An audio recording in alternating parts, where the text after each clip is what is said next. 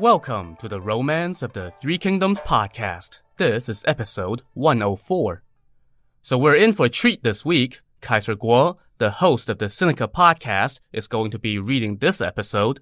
I've been a big fan of Kaiser's podcast for years, and recently had the pleasure of meeting him since he is now in my corner of the world.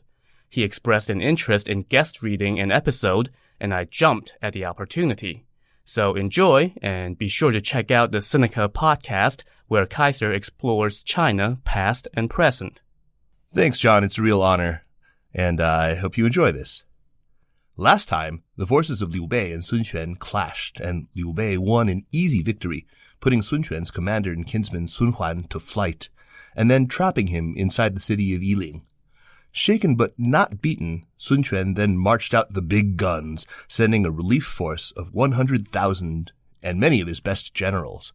One of those generals, Guan Xing, one of the Southland's top warriors, was suffering from dysentery at the moment, but he soldiered on and headed out with the relief force. Meanwhile, Liu Bei was putting the might of his army on full display. He built a string of 40-some camps running from the location of Jianping all the way to the borders of the city of Yiling, where the defeated Dongwu commander Sun Huan was presently holed up. The impressive line of camps covered 200-some miles. Sitting inside one of his camps, Liu Bei, thinking about all the recent accomplishments by his two young nephews, Guan Xing and Zhang Bao, could not help but sigh. All the generals who followed me back in the day are now old and useless, but with such heroes as my two nephews, what need have I to be concerned with Sun Quan?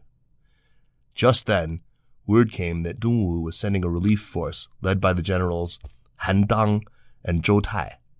Liu Bei was just about to send a general to go face them when his attendants told him the old general Huang Zhong has gone off with a few men to defect to Dongwu. But to this Liu Bei simply smiled and said, "General Huang is no traitor. I misspoke and said that old people were useless. General Huang has never been one to give in to his age, so he must have gone off to the front." Liu Bei then summoned Guan Xing and Zhang Bao and told them, "Something is about to happen to General Huang this time. Do not shirk hardship. Please go help him.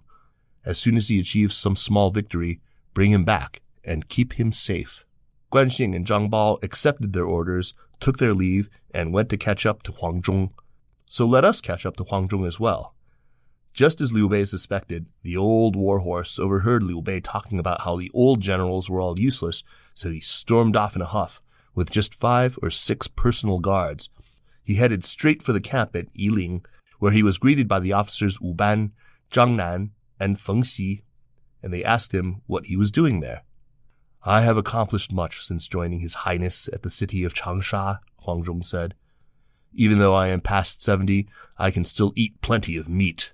My arms can still wield a strong bow, and I can still ride a fast horse. I'm not old yet.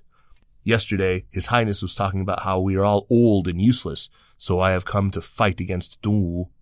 Watch me cut down their generals, and then tell me if I'm old."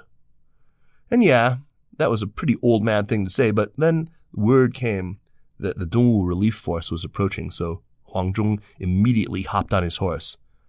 The other officers tried to talk him out of it, but Huang Zhong basically told them, "I was cutting off heads and taking names while you guys were still wearing split-bottom pants," and then rode off.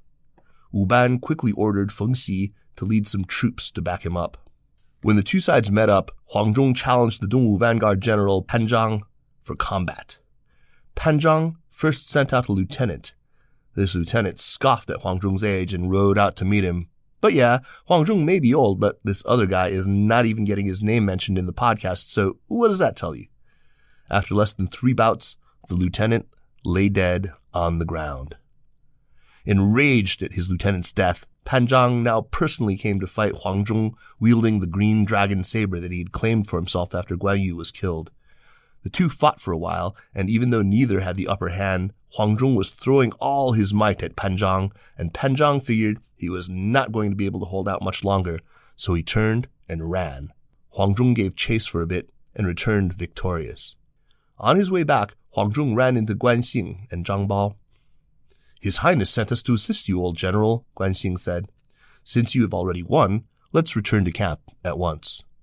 Huang Zhong, however, was just getting started, and he was in no mood to get off the front lines until he had made his point.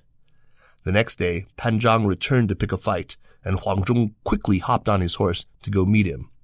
Guan Xing and Zhang Bao offered to help, but Huang Zhong said no. The vanguard general Liu Bei then offered to help, and Huang Zhong said no again. Instead, he only took 5,000 soldiers with him. After Huang Zhong and Pan Zhang traded a few blows, Pan Zhang turned and fled again. Huang Zhong spurred on his horse in pursuit, shouting all the while, "Scoundrel, stop! I shall avenge Lord Guan." The chase went on for about 10 miles when suddenly loud cries arose from all around and Dongwu troops sprang out of hiding, led by the generals Zhou Tai, Han Dang, Pan Zhang, and Ling Tong.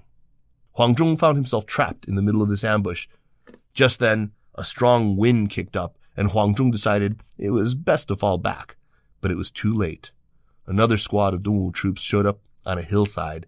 Its leader was Ma Zhong, who was the officer that ambushed and captured Guan Yu.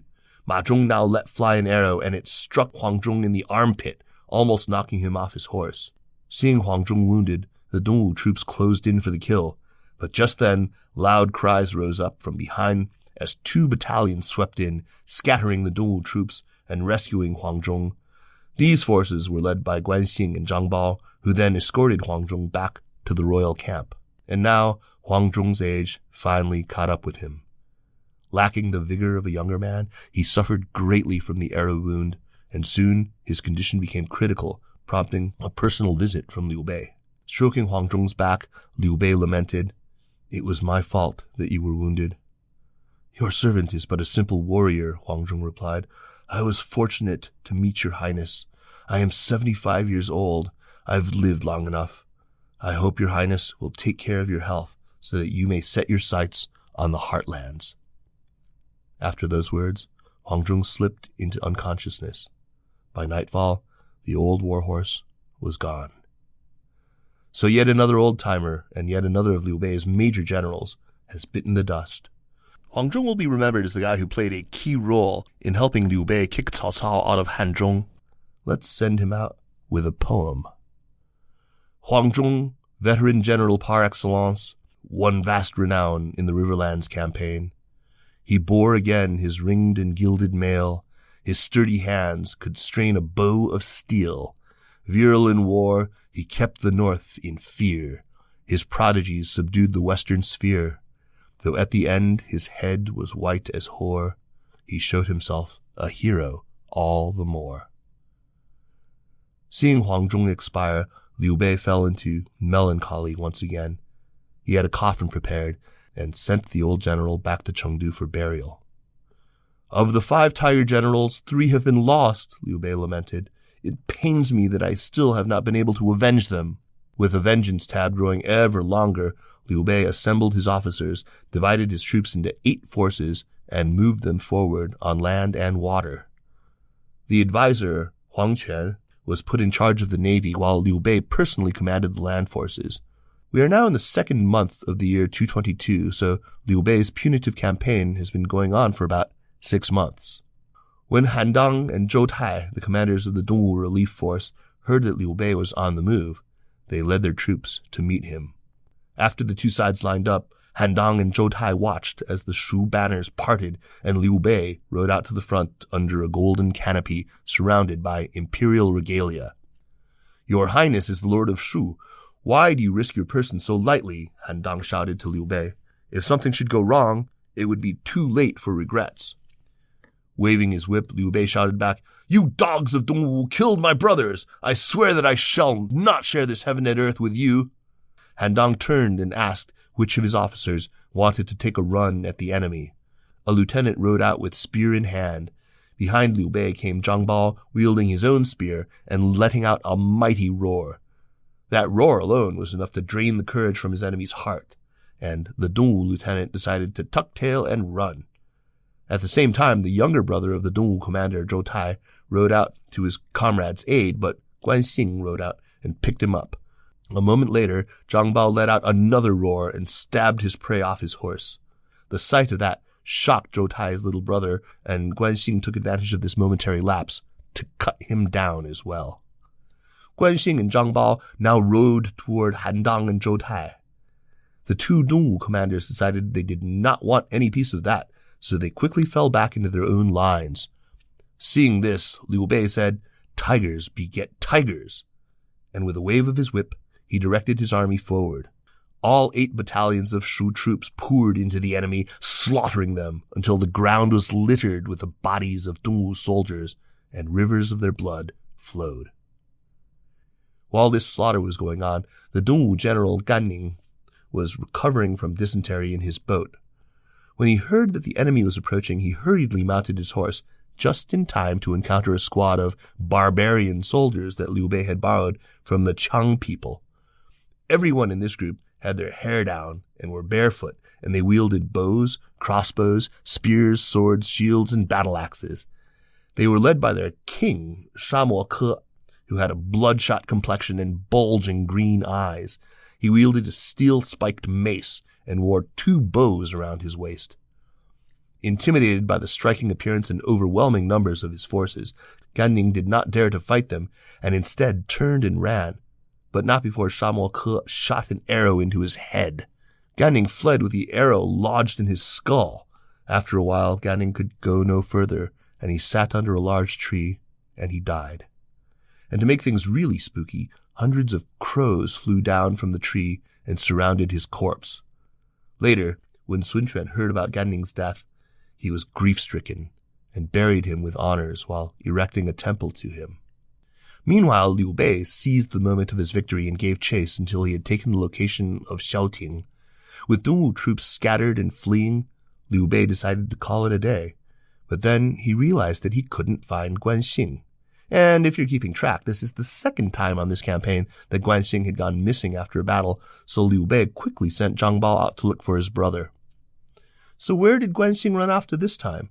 Well, he had charged into the Dongwu lines, where he ran into the general Pan Zhang. Remember that Pan Zhang was one of those guys within 6 degrees of being responsible for Guan Yu's death, so he was on Liu Bei's most wanted list, and definitely on Guan Xing's hit list. Guan Xing pursued Pan Zhang into a canyon, but then lost sight of him. Guan Xing searched around for a little while without success. By now it was getting dark, and Guan Xing had gotten lost. Fortunately for him, the moon and the stars were pretty bright on this particular night, so he was able to see a little better as he continued his pursuit. Around 9 o'clock that night, Guan Xing came upon a farmhouse and knocked. An old man came out to ask who he was. "I am an officer," Guan Xing said. "I got lost and stumbled here. Might I beg you for a bowl of rice to sate my hunger?" The old man said sure, and he led Guan Xing inside. The main hall was lit by bright candles. In the candlelight, Guan Xing noticed a painting hanging on the wall. It was a painting of his father, Guan Yu. The sight of his father's visage brought Guan Xing to tears as he prostrated in front of the painting. "General, why are you crying?" the old man asked. "That is my father," Guan Xing replied. When the old man heard, he too fell to his knees. "Why do you worship my father?" Guan Xing inquired. "Everyone in this area worships him," the old man answered. "When your father was alive, we all revered him, and even more now that he is a god. I just hope that the Shu army will avenge him soon. It is our great fortune to have you here." The old man then treated Guan Xing to food and wine, while giving his horse some hay. Around midnight came another knock on the door. The old man went out to see who it was, and it turned out to be Pan Zhang, who was also looking for a place to spend the night. As soon as Pan Zhang set foot inside the hall, Guan Xing spotted his nemesis, grabbed his sword, and shouted, "Scoundrel! Stop where you are!" Caught off guard, Pan Zhang turned and ran out the door, but suddenly, standing in his path, was a man with a face like a red date, the eyes of a phoenix, eyebrows like silkworms, and a long, beautiful beard, clad in a green robe and a golden suit of armor. As this figure approached with hand on sword, Pan Zhang recognized who it was. This was Guan Yu, or, I guess, the spirit of Guan Yu. Terrified by the appearance of his victim's ghost, Pan Zhang let out a cry and was just about to turn around and run in the other direction, but by now Guan Xing had caught up to him, and where Guan Xing's sword fell, so fell Pan Zhang. So I guess accepting karma doesn't preclude Guan Yu from coming back from the dead to help his son hunt down one of his enemies. Having slayed his foe, Guan Xing now cut out Pan Zhang's heart and drained his blood, offering both up to the altar of Guan Yu so that his father's murderous thirst for vengeance from beyond the grave could be temporarily sated. What's more, Guan Xing now reclaimed his father's green dragon saber, which Pan Zhang had been using. He then cut off Pan Zhang's head and hung it under the neck of Pan Zhang's horse.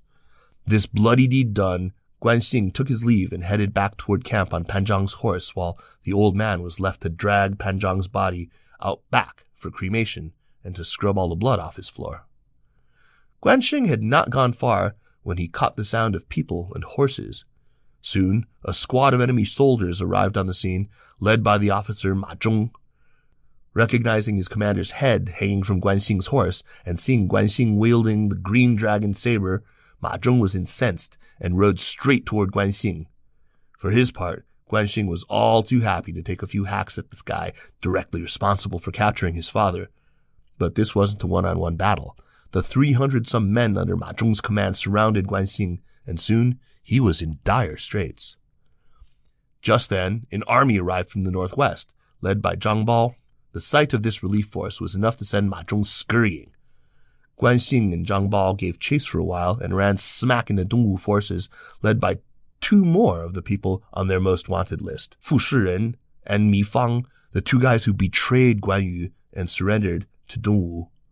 The two sides scrummed for a while before Guan Xing and Zhang Bao decided to retreat since they were outnumbered. Upon returning to camp at Xiaoting, Guan Xing and Zhang Bao showed Liu Bei the head of Pan Zhang and recounted how they had obtained it. Liu Bei was amazed by the story and rewarded his troops for their victory the day before. On the other side, Ma Zhong returned to the Dongwu camp to tell the commanders Han Dang and Zhou Tai that, Pan Zhang was now missing a head, a heart, and a few pints of blood. They then regrouped their tattered forces and set up their defenses.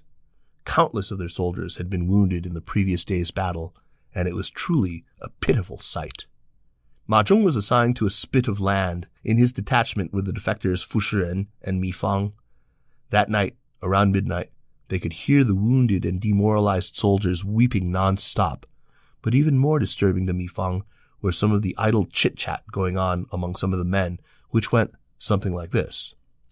We all used to be in the army of Jing province, but then Lu Meng's scheme cost our general his life.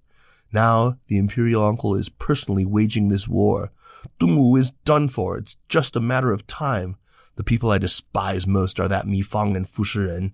Why don't we kill those two traitors and go to the Shu camp and surrender? That would be a great service. And then another man chimed in and said, Don't be in a rush. Wait for an opportunity before we make our move. Well, that's not good if you're Mi Fang. So Mi Fang quickly huddled with Fu Shiren and said, The loyalty of the troops is swaying and our lives are at risk. Ma Zhong is the one person that the Lord of Shu despises. Why don't we kill him and bring his head to the Lord of Shu and tell him that we had no choice but to surrender to Dongwu, but then we heard that your highness was coming, so we had to atone for our offense. No, Fu Shiren said. If we go, we'll meet with calamity. Look, the Lord of Shu is generous, humane, and virtuous, Mi Fang said. Besides, his heir apparent is my nephew. On account of me being a relative, he will not harm me. This was enough to convince Fu Shiren, though I'm not sure why, since, Mi Fang might be related to Liu Bei, but Fu Shiren sure wasn't. But in any case, they settled on a plan and prepped their horses first. Around midnight, they sneaked into Ma Zhong's tent and made quick work of him. They then cut off his head and rode towards Xiaoting with a few dozen personal guards. They ran into Liu Bei's pickets, who brought them to see the officers Zhang Nan and Feng Xi, and the two double defectors explained what they were doing there. The next day, Mi Fang and Fu Shiren were brought to the royal camp to see Liu Bei, whereupon they offered up Ma Zhong's head and wept. We really did not have any intention to betray you, they told Liu Bei, but that Liu Meng deceived us, telling us that Lord Guan was already dead to trick us into opening our city gates. We had no choice but to surrender. But when we heard that your highness was coming, we killed this scoundrel to help you gain revenge. Please, forgive us. Forgive you? Forgive you? Ha! That's a laugh. I set out from Chengdu long ago, Liu Bei said angrily. Why did you not come to me earlier? It's only now that your situation is dire that you come to try to save yourselves with your deceitful words. If I spare you now, how can I face Lord Guan in the afterlife? Well, that was that. So the whole thing just blew up in the traitors' faces. Liu Bei now ordered Guan Xing to erect an altar to Guan Yu inside the royal tent. Liu Bei personally offered up Ma Zhong's head as a sacrifice. He then ordered Guan Xing to strip the two traitors and force them to kneel in front of the altar. Yeah, you can see where this is going. Guan Xing then proceeded to cut the two traitors open with a blade. I bet Ghost Guan Yu was stroking his beautiful ghost beard with satisfaction. At the conclusion of this gruesome ceremony, Zhang Bao suddenly fell to his knees in front of Liu Bei and wept. My uncle Guan Yu's enemies have all been exterminated, but when will I be able to avenge my father? Dear nephew, do not worry, Liu Bei consoled him. I shall flatten the Southlands, wipe out the dogs of Dongwu, capture the two traitors, and hand them over to you so that you may deal with them personally as an offering to your father. Satisfied at the promise of his own blood ceremony, Zhang Bao offered his teary gratitude and took leave. So now, after another round of resounding victories, Liu Bei was riding high, and the people of the Southlands were trembling in fear of his wrath, so much so that the days and nights were filled with sounds of people crying, dreading their impending doom. Han Dang and Zhou Tai informed Sun Quan of what had happened to Ma Zhong, as well as his assassins. Concerned at Liu Bei's determination to basically salt the earth of the Southlands, Sun Quan asked his staff for ideas. Advisor Bu Zhi said, The people that the Lord of Shu despises are Lu Meng, Pan Zhang, Ma Zhong, Mi Fang, and Fu Shiren. They're all dead now. The only two left are Fan Jiang and Zhang Da. They're here in Dongwu right now. Why not arrest them and send them along with Zhang Fei's head, back to Liu Bei? Also, give him back Jing province and Lady Sun, then write to seek a truce and renew our alliance to exterminate the Wei. That will send the Shu army away. So basically, Bu Zhi was suggesting almost complete capitulation, but Sun Quan saw no other options, so he had a box made from fragrant wood for Zhang Fei's head. He then had Zhang Fei's two assassins arrested, bound, and thrown into prisoner carts. This done, he dispatched an envoy to bring these gifts, along with a letter, to Liu Bei's camp. At this time, Liu Bei was just about to get back on the offensive when he heard that Dongwu had sent an envoy with Zhang Fei's head and his assassins. Putting his hands to his head, Liu Bei said, This is a gift from heaven and the doing of Brother Zhang's spirit. So now it was Zhang Bao's turn to erect an altar for his father. Opening the box, Liu Bei saw that Zhang Fei's face still had not lost its color, and he began to weep.